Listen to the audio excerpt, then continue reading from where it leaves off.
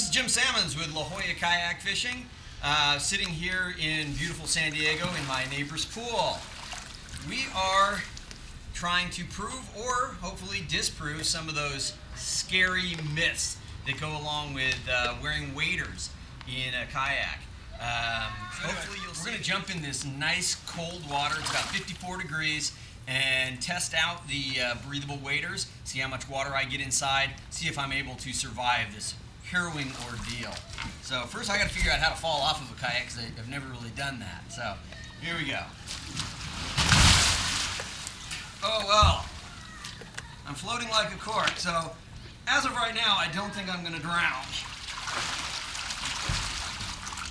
And there went the air out of the back, just moving my feet down. The air all came out of the waders.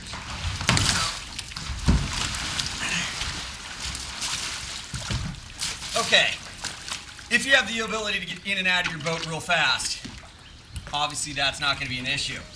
Now I do feel water down inside here. I'm wearing a paddling jacket, but I think the water came up through the back and went over the top. I am wearing a wading belt around my waist, so I'm not really feeling any water down inside my legs at this point.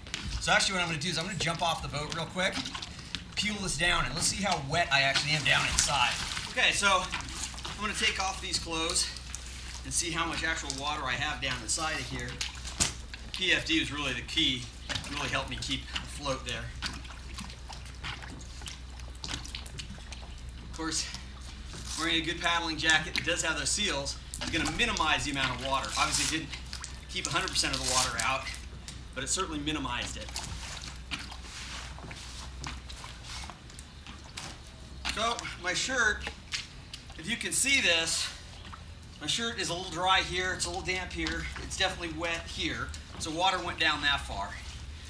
What's actually happening is I'm peeling stuff off, I'm feeling the water that was sitting up inside here starting to go down into my legs. So, not too much water in there. Take off the wading belt.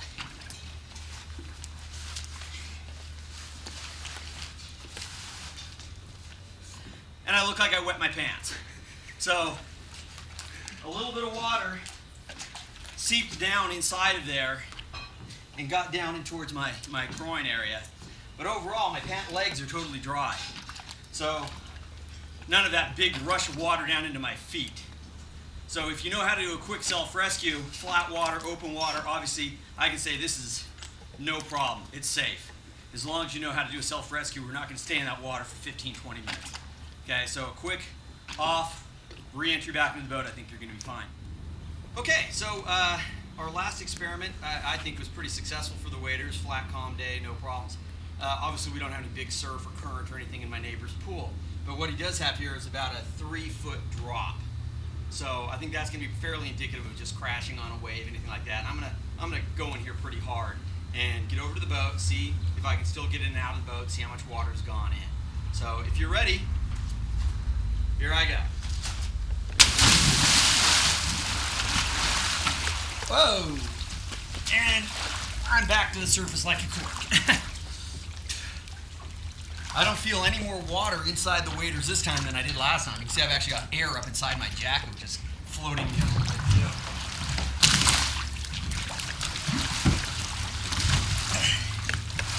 Again, what happens, if you can see this is kind of snug on my leg. When I hit that water, it forces these legs in very snug, and it's actually keeping water from going down inside. I feel like I'm in a vacuum packed bag here.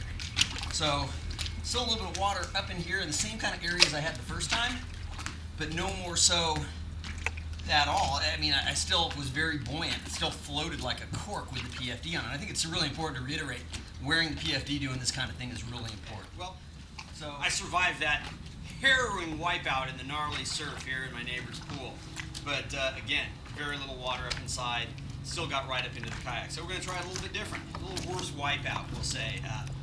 Going faster, I'm going to run, I'm going to dive into this pool. See how much water gets forced in there, okay? So I'm going to back up a couple steps here. Got my fishing hat on because I never go fishing without my hat. So here goes, ready?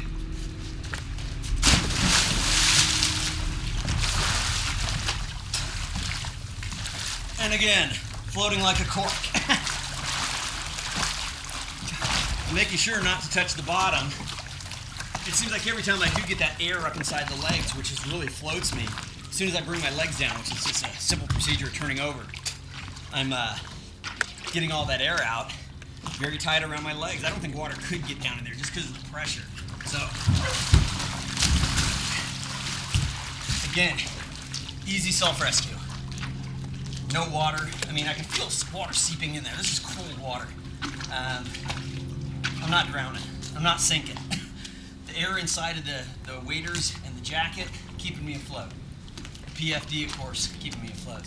So far, I'm still alive. Okay, so again, survived the last experiment. So we're going to do another one here. I've taken off my paddling jacket, which was really the barrier that was keeping a lot of that water from getting inside these things at all. I am wearing a pair of the lightweight breathable waders. It's just on suspenders here, a little snug around the chest. I do have the wading belt on here. So that's keeping water, supposedly, from getting down into my legs. So I'm going to go with this setup, still wearing my PFD, because quite honestly, I would never be wearing this type of a setup without having a PFD. I don't generally go out on my kayak without a PFD, so I'm not seeing a lot of reason to do this without it on. So we're going to put this all together and jump in.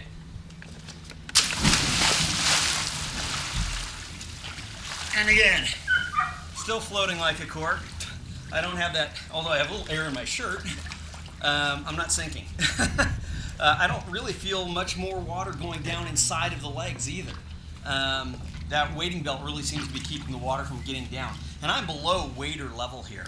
So that water is over the top of my waders right now. Again, those pants are just sucking down on my legs and keeping water out. And again, I'm floating here. I'm not touching the bottom. I got on my kayak backwards. But again, that was pretty darn easy to get back inside my boat. Just a t-shirt on and my waders. I was below wader level there. My chest was underwater. So kept the water out. I'm still not dead. I know you guys are hoping, but I'm still not dead. All right, well, once again, still survived these experiments. So we're going to take it one step farther. I'm going to take off the wading belt. I can definitely see already that the wading belt is doing a lot to keep the water from going down inside my legs. So if you're going to be into any kind of rough water type conditions, I think the wading belt's really crucial, as well as the PFD. But we're going to give it a go. I'm going to take off the wading belt. I'm going to try and swim across the pool and go get back in the and away I go.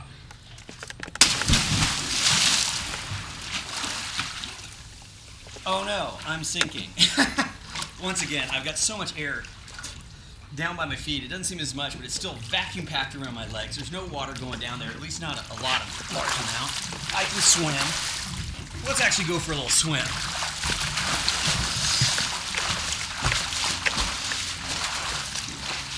Now this, you can see how high this is that I'm jumping off of.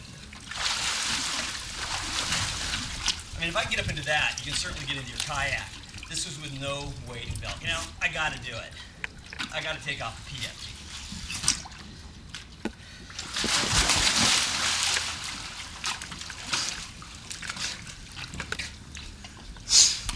Okay, I've lost my buoyancy from the PFD.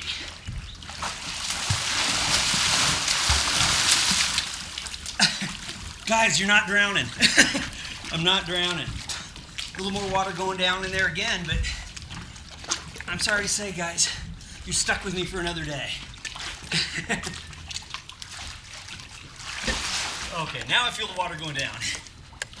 So a little water in here, a little bit more water down in the foot area. You can see it's kind of ballooned up a little bit. If you know how to do a quick self-rescue, most of the conditions you're going to be in most situations, you're actually going to want to be out in the water. I think the lightweight breathable waders are fine. I think wearing the wading belt, the PFD, I really don't see where you're going to have an issue unless you're in an impact zone for 20 minutes. It's not something I want to experiment with right now, though.